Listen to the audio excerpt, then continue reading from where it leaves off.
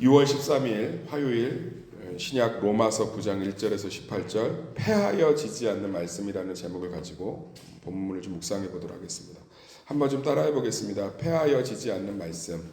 패하여 지지 않는 말씀. 바울이 유대인이죠. 유대인이기 때문에 이 안에 굉장히 가슴 아픔이 있다는 거예요. 뭐냐면 유대인들은 예수님을 믿을 수 있는 모든 조건과 환경을 하나님께서 주셨잖아요. 구약 성경을 주셨고 수많은 기적을 주셨고 심지어 그리스도가 그 메시아가 자신들의 육체, 자신들의 유대인으로 태어났잖아요. 그 성지순례를 갔다 온 어떤 목사님이 그런 간증을 하시더라고요. 이스라엘의 이렇게 들판에 올리브 나무들이 되게 많은데 이게 뭐 대추 나무, 이렇게 나무들도 많고 그런데 이제 그 나무들이 오래된 나무들이 되게 많나 봐요. 근데 그 가이드 하시는 선교사님이 그렇게 얘기했대요. 이 중에 어떤 나무는 예수님이 바라봤을 수도 있고 만졌을 수도 있고 따서 드셨을 수도 있는 나무가 있습니다. 연수가 오래됐으니까. 그러고서는 그 나무들을 보는데 되게 의미가 있더라는 거예요. 그런 축복의 땅이고 그런 축복의 민족인데 예수님을 하나도 안 믿는 거죠. 다 거절한 거예요. 그러니까 사도 바울 입장에서 너무 가슴이 아픈 거죠. 근데 우리가 이것을 우리 삶으로 좀 끌어들여서 적용해 보면 사도 바울은 오늘 뭐라고 얘기하냐면 나의 형제 곧 고륙의 친척을 위하여 내 자신이 저주를 받아 그리스도에게서 끊어질지라도 원하는 바다.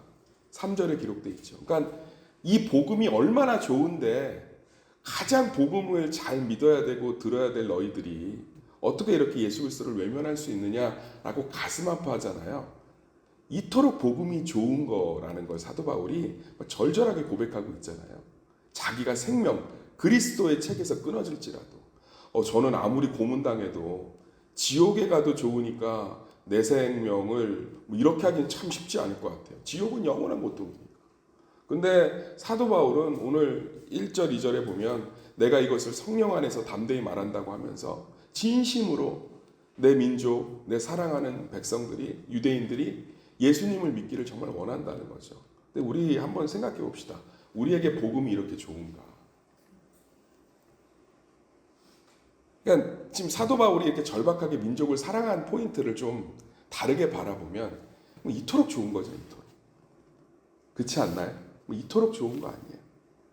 우리가 너무 좋은 게 있으면 어떻게든 자식들 데리고 와서 먹이고 입히려고 하지 않겠어요? 예? 저희 어머니도 보면 어디서 맛있는 거 이렇게 먹고 오면 한번 가보자 그러고 꼭 가보자 그러고 예? 어디서 이렇게 있으면 어느 날 저한테 전화가 다급하게 왔어요. 저희 어머니가 빨리 좀 내려오라고. 왜 그러냐고 얼른 내려오라는 거예요. 저는 무슨 일 터진 줄 알고 내려갔더니 줄 서라는 거예요. 계란 한 판씩 준다. 슈퍼마켓 개장에서 줄만 쓰면 한 판씩 준다.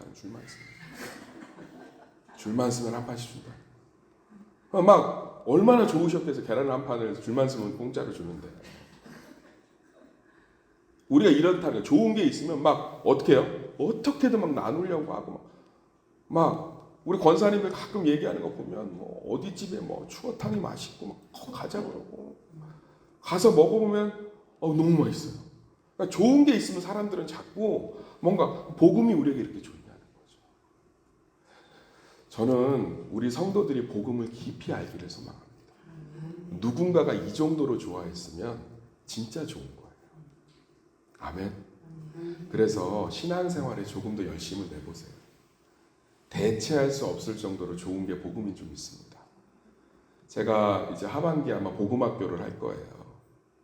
근데 그 복음학교를 한번 좀 들으시면 참 좋을 것 같아요. 복음이 엄청 풍성해요. 복음이 놀랍습니다. 복음이 저를 바꿔놨어요. 복음.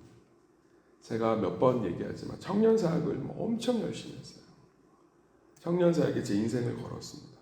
어느 부서를 맡든 다 부응했어요. 그냥 김호 목사님, 김호 전사님 맡으면 무조건 부응하는 거예요. 무조건. 그만큼 열심히 했습니다. 근데 이제 저 안에 10년 정도 이렇게 사역을 하면서 한계가 온 거죠. 왜 저렇게 열심히 하던 청년들이 결혼만 하면, 직장만 생기면, 이사만 가면 교회 자체를 안 다녀요. 아니 그렇게 제 옆에서 열심히 선교를 돕던 친구가 롯데에 합격을 했는데 예배를 안 드려요. 그래서 뭐 신방하고도 연락도 안 되고 근데 길거리에서 우연히 마주쳤어요. 근데 저한테 아우야 예배 좀 나와라. 하나님 살아계신다 이렇게 얘기했더니 저한테 잊혀지지가 않아요. 무슨 얼굴에 도끼를 품듯이 교회 안 다니니까 주말이 너무 행복해요. 아니 정말 다른 말 하나 목사님 어떻게 잘 계셨어요? 죄송해요. 이게 예의인데 진짜 눈 똑바로 쳐다보고 주말에 교회 안 가니까 너무 행복해요. 그때부터 제가 지금 무너지기 시작한 거예요. 뭐지? 왜 열심은 언젠가는 식어지고 왜 도대체 이런 게 복음이라면 이런 게 신앙이라면 언제든지 주말 캠핑과 대체할 수 있고 언제든지 우리 삶에 어떤 것으로 좋은 게 생기면 대체할 수 있는 게 신앙이라면 전도를 왜 거짓말 아니에요? 예수 믿으면 행복하다며 예수 믿으면 풍성하다며 제 안에 사역적인 번아웃이 온 거예요. 엄청. 근데 지금 생각하면 하나님 저를 완전히 깨가시고 있는 작업인 거죠. 그때부터 제가 믿는 복음에 대해서 새롭게 고민하기 시작했습니다. 근데 이게 저만의 고민이 아니었더라고요. 온누리교회 하용조 목사님이 장신대학교 졸업식에서 졸업식 도중에 나왔대요. 저하고 똑같은 고민을 한 거예요. 이렇게 복음이 사실이 아니면 어떡하지? 이렇게 사람들이 별로 안 좋아하는 복음이 거짓이면 어떡하지? 그래서 그분이 엄청나게 방황하셨어요. 그런데 복음이 이런 게 아니구나. 엄청난 거구나. 우리나라 복음주의 4인방에 들어갈 정도로 복음 사역을 위해서 평생을 쏟으신 분 아닙니까? 온누리교회 하용조 목사님. 지금도 가끔 제가 유튜브에서 하용조 목사님 설교를 들으면 그 복음에 대한 확신과 복음에 대한 호소가 절절하시더라고요. 그 막 투석하시면서도 막 절박하게 복음을 전하시더라고요. 우리는 복음을 너무 단순하게 생각해요. 예수 믿으면 천국 가는 거. 강단에서 십자가 얘기하고 뭐 천국 가는 얘기하면 복음 설교한 것 같고 그렇지 않아요. 복음 너무나 놀라운 풍성한 가치관, 적용. 우리가 정말 예수를 아는 것에 우리의 마음을 한번 쏟으신다면 진짜 괜찮은 것 같아요.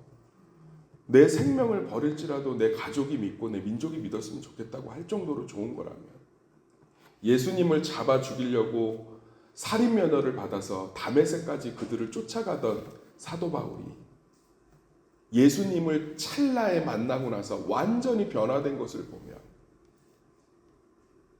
그 밍숭맹숭하고 자기들의 이익만을 위해 쫓던 제자들이 예수님의 십자가와 부활을 온전히 깨닫고 나서 완전히 변화된 것처럼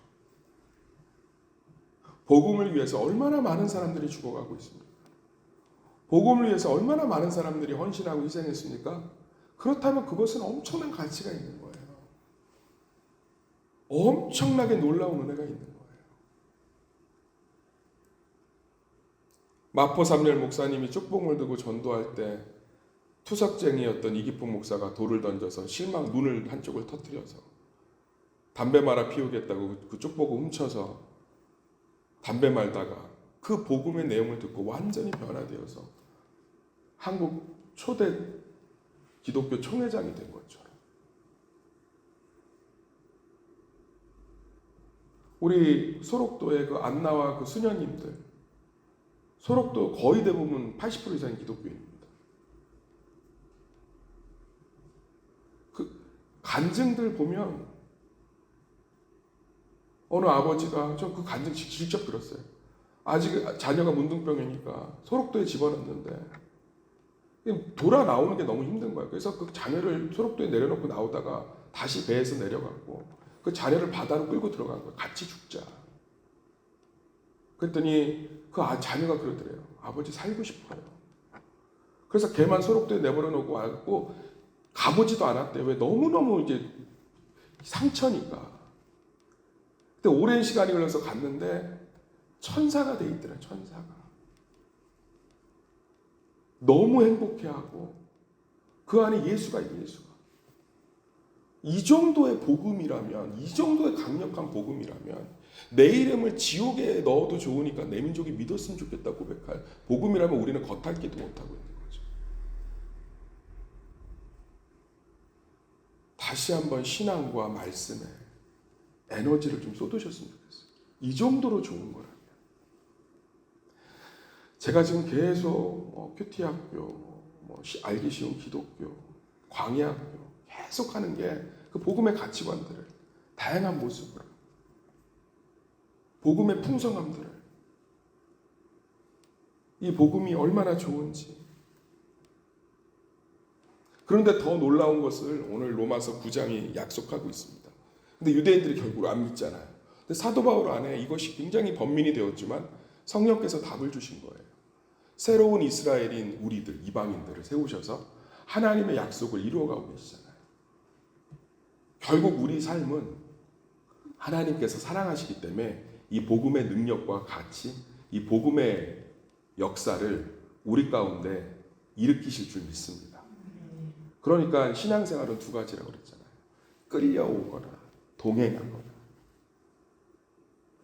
사도 바울처럼 끌려오거나 에녹처럼 동행하거나. 인생의 초반에 있었던 아브라함처럼 끌려오거나 인생의 후반에 있었던 그냥 이삭을 데리고 하나님 앞에 자발적으로 올라가는 동행을 하거나. 놀랍잖아요. 우리는 하나님이 반드시 우리 가운데 복음의 가치와 능력을 경험케 하실 줄 믿습니다. 패하여지지 않거든. 하나님 반드시 이루실 줄 믿습니다. 그러면서 이 복음을 믿지 않는 유대인들에 대해서 사도 바울 하나님이 또 두 번째 위로를 준 것 같아요. 그들 믿지 않는 그들을 보면서 낙심하지 말고 오늘 보면 이제 13절에 기록된 13절 읽어볼까요? 시작. 기록된 바 내가 야곱은 사랑하고 에서는 미워하였다 하심과 같으니라. 복음을 믿는 자들이 계속 증가되고 전파되고 그것들 보면서 거기에 집중하라는 거죠. 우리가 복음에 관심 없이 인생을 마무리해도요.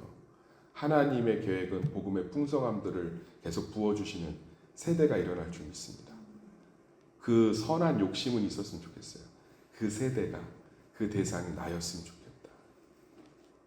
저는 세스만교회 담임을 하면서 열심히 복음을 가르치려고요. 어제 목회자 모임이 있어서 갔다 왔는데 참 목회자 모임을 갔다 오면 좋은 게 목사님들의 이런 목회 현장의 이야기들을 이 안에만 있으면 잘 몰라요. 많이 듣게 되는데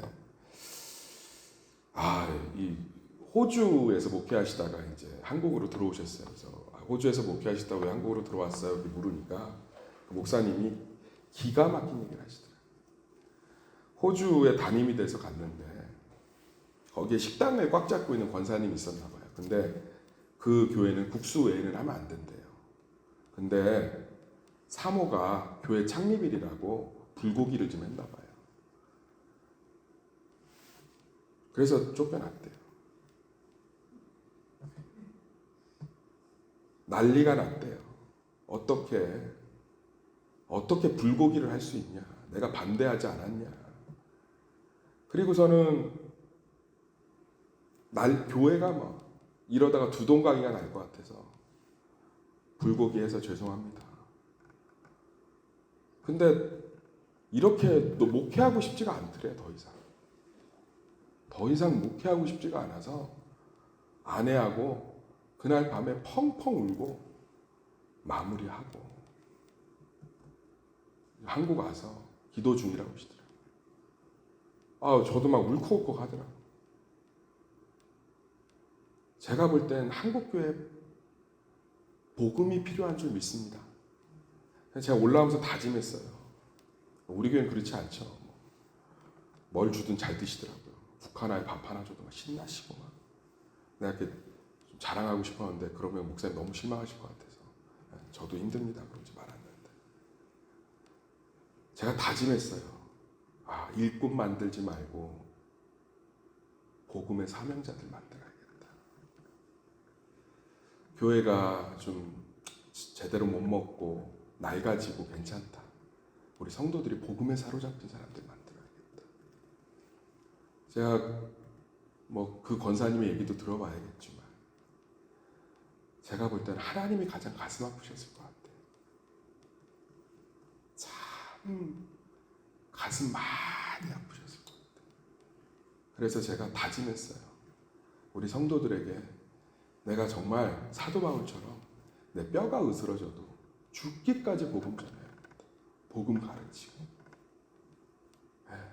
뭐 예수님은 천국 간다. 이 단순한 게 아니라 정말 복음의 그 풍성함을 막 섬김으로 말씀으로 막 드러내서 우리 성도들이 정말로 복음의 풍성함이 막 삶 가운데 가정 가운데 막 경험할 수 있도록 그래서 간증들이 넘쳐나고 이런 교회가 되기를 소망하는 기도 가운데 올라왔습니다. 사랑하는 세소밖에 성도님들, 복음이 이렇게 좋은 것입니다. 우리 한번 마음과 에너지를 쏟아서 하나님의 말씀 가운데 드러난 그 복음의 풍성함이 우리의 것들이 되기를 축원합니다. 우리의 자녀의 것들이 되기를 간절히 축원합니다.